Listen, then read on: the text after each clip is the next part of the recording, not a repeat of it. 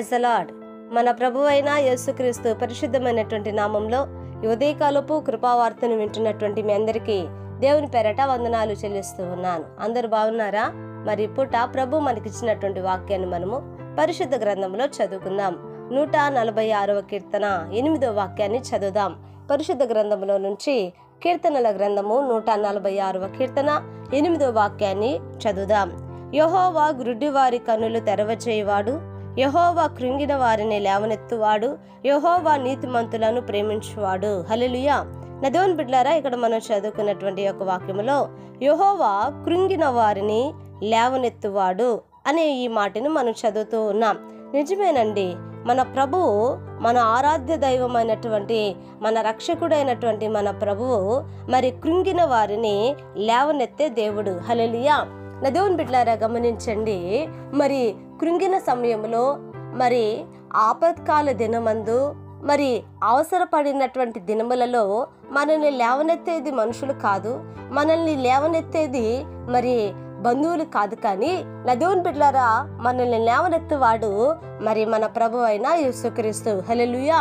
చూడండి, మనుషులైతే మరి నిలబడిన వారు సహితం పడిపోవాలని కోరుకుంటున్నటువంటి వ్యక్తిత్వాలండి. కానీ మన దేవుడి యొక్క వ్యక్తిత్వం ఏంటంటే, ఇక్కడ పడిపోయినటువంటి వాళ్ళని ఆయన లేవనెత్తుతున్నాడు. హల్లెలూయా.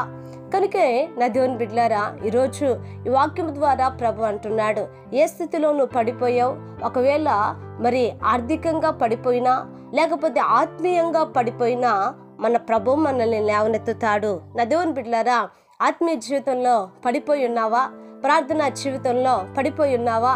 ఇదిగో మరి భయంకరంగా దేవుని యొక్క సన్నిధానంలో ఉంటున్నటువంటి నీవు భయంకరమైనటువంటి పాపములో పడిపోయి ఉన్నావా? నువ్వు ఏ స్థితిలో ఉన్నప్పటికీ కూడా మన దేవుడు నిన్ను లేవనెత్తగలిగిన దేవుడు. హల్లెలూయా. మన ఆరాధ్య దైవం అనేటువంటి మన ప్రభు ఇదిగో నిన్ను లేవనెత్తటానికి ఆయన సమర్థుడు. కనుక నా దేవుని బిడ్డలారా, మనము ఆయనను ఆశ్రయించాలండి.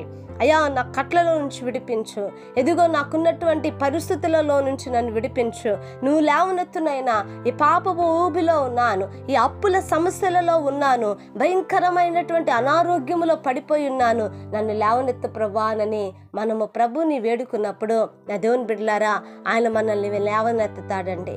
పడిపోయినటువంటి ఆ గుంటలో నుంచి, పడిపోయినటువంటి ఆ భయంకరమైన స్థితిలో నుంచి మన దేవుడు మనల్ని లేవనెత్తే దేవుడు.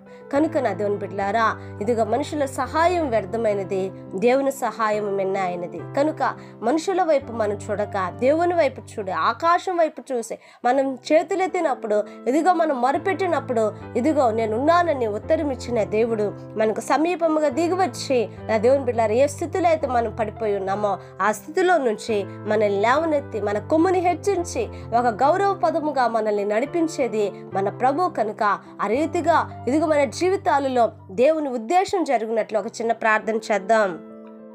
మహాపరిశుద్ధుడు అయిన మా తండ్రి, కృపగలిగిన దేవ స్తోత్రాలయ్యా.